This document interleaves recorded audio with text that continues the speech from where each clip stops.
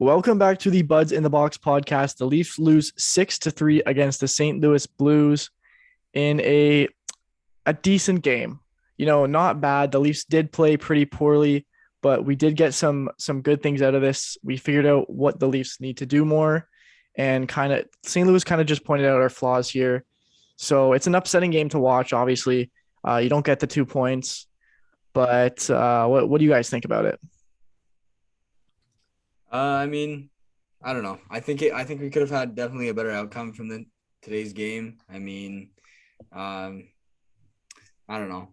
Like you said before the podcast, these games against the Blues always are high scoring for whatever reason. It's just like those two quick ones to start off the game really killed us. Like I can't lie. They're just the first one was just a bad bounce, bad rebound, and then the second one that's Campbell's puck. He knew it. And then that kind of set the pace, right? Like can't go down two that quick in a game. So including even though we're not great in the first period, we come back stronger in the second, but still a 2-0 deficit never helped anyone. Well, yeah, and then it's 3-3 going into the third, and the ref misses a blatant call, and we go down 4-3. So that's literally on the refs. Like the Leafs battle all the way back to 3-3. They tie the game before the end of the second. And then the refs miss a blatant call, a too many men on the ice penalty, which the Leafs got before that. They go down on the same shift and score a goal. That can't be right. Like that's all the momentum that they would have touched the puck and it would have given the Leafs a power play, which they might have scored on. It would have been 4-3 Leafs instead of 4-3 Blues. And it's a whole different game. Yeah, the funny part was the Leafs got called for a similar too many men penalty. And then when it went the other way, the refs didn't call it. Can't blame the refs though. The Leafs did, they could have played better and won that game. They just got outplayed. I mean, St. Louis Blues, they're a very similar team to the Leafs. They have a good forward core, they have good defensemen, and they have two good goalies, just like Mrazek and Campbell. But I think that the thing that stood out the most, even though the Leafs have a stronger offensive core with Matthews, Tavares, Nylander, and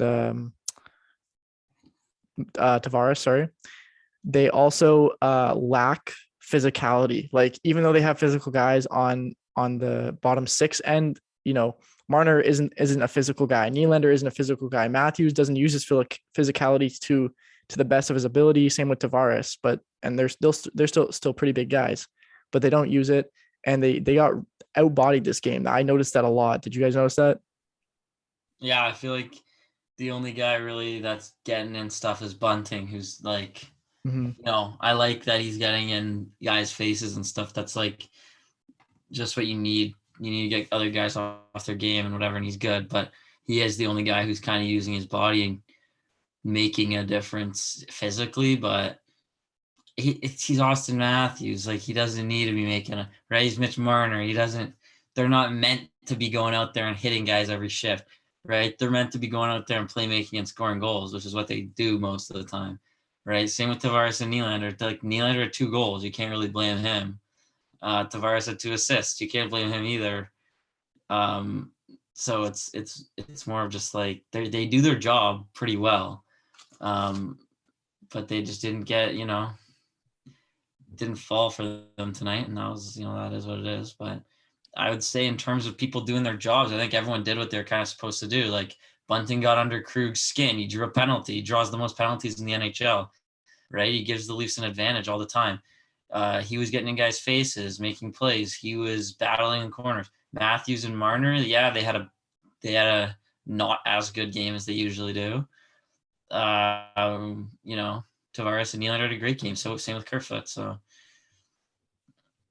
yeah, they got off to a slow start. 2 goals, like Jude mentioned, right at the start, 3 minutes in and 12 minutes in. The first one, I mean, Campbell's probably going to want the first 2 back. It was just a blocker save and then kind of miscommunication with Campbell and the defenseman. I don't remember exactly who the defenseman was, but right on the stick of a blue and right in the back of the empty net. Then Costin scored. I never heard this guy, but I saw his name a lot throughout the game. It's big, physical, and he scored a goal. So he scored this one. It was just a shot. It was just like a snipe, and Campbell's definitely going to want that one back. Leafs did score 2 goals. Nylander scored both of them. What was the first one again that Nylander scored? It was at the turnover. Oh, right. Yeah. Mark caused the turnover, and then they went out down 2-on-1. Oh, yeah. And they both 2-on-1s. They were both 2-on-1s. Yeah. And he shot it, which is actually pretty weird because they showed a replay in the game. And it was of like Matt. They were doing a segment on Matt Sundin. Yeah. And he literally walked in on Mika Kiprusoff, just took a slap shot and just went in. I was like, that could never happen. What was that? His 400th or 500th goal, and he had a hat trick that game. That's just the different era of hockey, though. Like that's just looking back. You could walk over the blue line and take a slap shot and it go top shelf. Like it just can't happen anymore. Yeah. Yeah, I mean Nylander tried his best. It was pretty close. Just walked in, shot it. Those are so rare.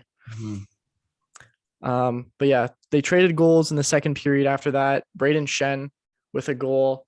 That was a huge save. Yeah. And then he just somehow gets his own. That sucked.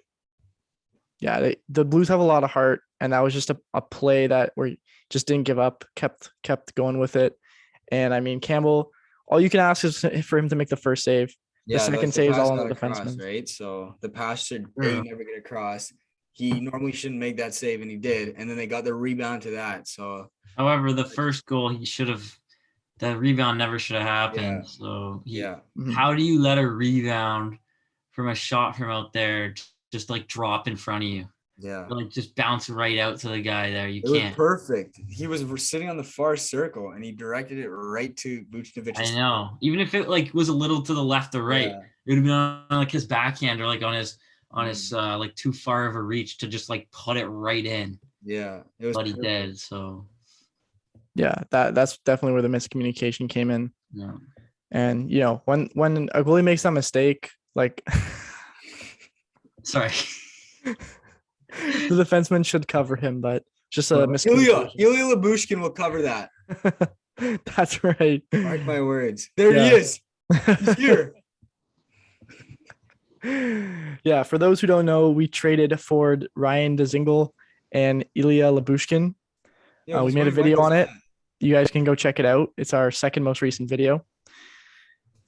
But yeah, Ilya, how do you feel about coming to the Leafs? Well, I feel like it could be good opportunity, and I think that coming to Leafs will help my career. How are you gonna handle the cold weather from the hot weather? Well, you know, I'm from Russia, so I know cold weather very well. That's a good answer. And last question for you here, Ilya. How do you feel about being the second Ilya on the team? I think I'm superior Ilya. Good answer. Superman. No one's superior than Superman. Yeah. Like Philly said, we went into the third period with 3-3 game. Obviously, like we know, the Leafs lost 6-3. This is where it all went wrong. Brendan Saad, he hit also a milestone. I think Schen's was 100th goal for the Blues, and Saad's was like 200th goal in the NHL. 200th goal, I think it was. What? 400th goal. No, I don't think. 200th goal. 200th goal. Yeah, 200th goal. This was, I don't even remember this goal. The goals are drawing a blank. It was like a pass across the crease, and he had a wide open net. Oh, right. Yeah. Pareko passed it to Perron, and Perron was about to shoot it, just backhand passed it. Can I just say Perron has the worst style in the entire NHL? He's gross though. He has the worst style I've ever seen a hockey player have. What? Does he have a tinted visor? Oh my god. I think he looks cool. Let me just keep talking. That's because you have him on fantasy, no? Yeah, I do. Oh, okay. No. Yeah. He's got a tinted visor. Just does he? Hold up. He has the Ovi helmet? I always knew he had a tinted visor, but I don't think his style's that bad. You can't with a straight face. Hold up. I think he's putting on a zoom. You can't with a straight face tell me. Bro, if it's this photo that I think with Philly in the background. Bro. Tell me this guy's style is good. Wait. What the? I mean, he's pretty cute. Oh wait, no, that's you. Oh, Wait, how do you do this? just get out of the way. Yeah, get out of the way before you put the picture, maybe. Yeah.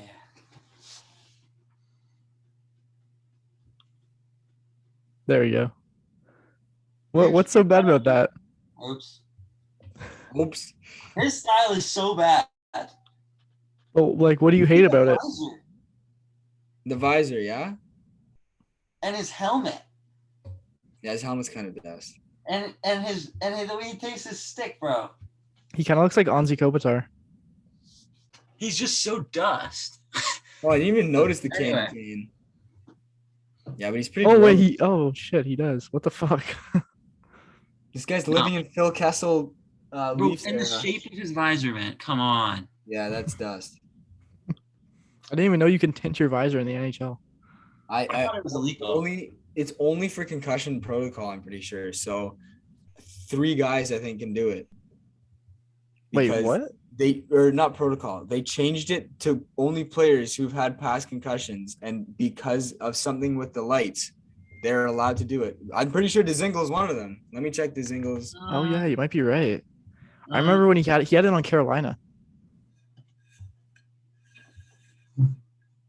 But I'm pretty sure it's I don't think you're legally allowed to anymore.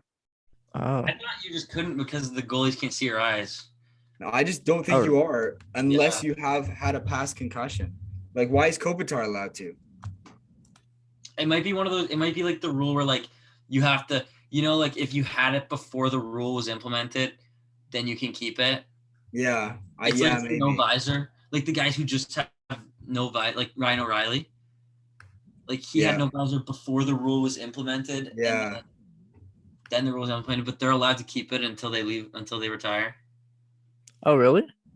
Yeah. Is that a thing? You're not allowed to go no visor anymore. Damn. No, but it's a certain age. No, but if you were in the league when you were allowed to not have a visor, you can still not have a visor. Like if you already have like Lucic or like whatever. But like Owen Power, when he enters the league next year, he can't just come in and have no visor. It's age and like seniority. It would be illegal for Matthews to have a visor. To not have a visor. Yeah, but Spezza wouldn't even be able to not have a visor. Oh, so it doesn't matter about their age? It doesn't matter. It's just if you didn't use one before. Okay. Yeah. Yeah, I think Ryan O'Reilly looks stupid in that though. Like his head is so long. Oh, he's such an idiot. I actually don't like Ryan O'Reilly. He's a great player. Like he shut down Matthews so well tonight. I noticed that a lot. Oh, okay. Remember how Matt Calvert used to have the pink one last year? Really? Yeah. I don't remember that. No. On the Avalanche here.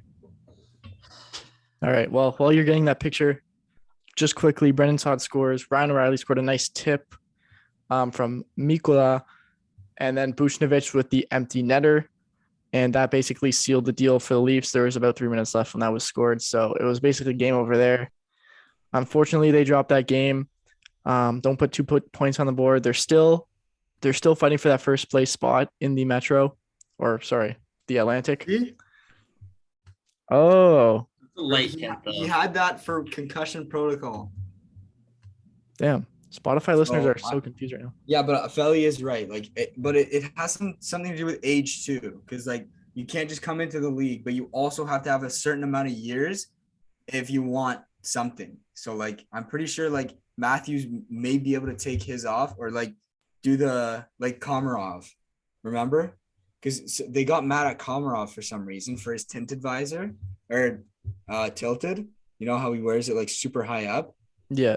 But he tried to use his like I don't know what it was, like seniority. Like I wish you could read more into it, but all these are from like 10 years ago. Yeah. Pull the rule book.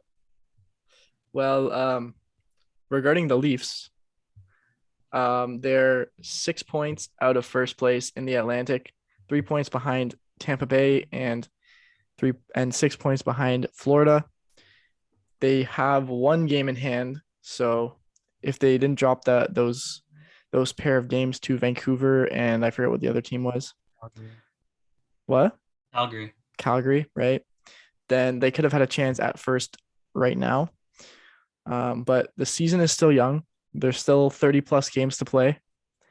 And we'll see. We'll see how they do. Hopefully they can get that first place spot to play the wild card. However, like I said before, doesn't matter who they play in the first round because if they're gonna win the Stanley Cup, they're gonna have a tough journey in the East. The East is overpowered as fuck. But yeah, that's all I have to say about it. Do you guys have anything to say about it? Just the game in general? No, that's good. No. Well, we'll look forward to seeing Lyubushkin and Dzingel play. Got rid of Richie and a second or a third. So I don't think that hurts us that much. Decent trade by Dubas as well. And yeah, that'll do it. Thank you guys for watching. This has been the Weds in the Box podcast. The Leafs lose, unfortunately. But we will see you next time. Bye for now.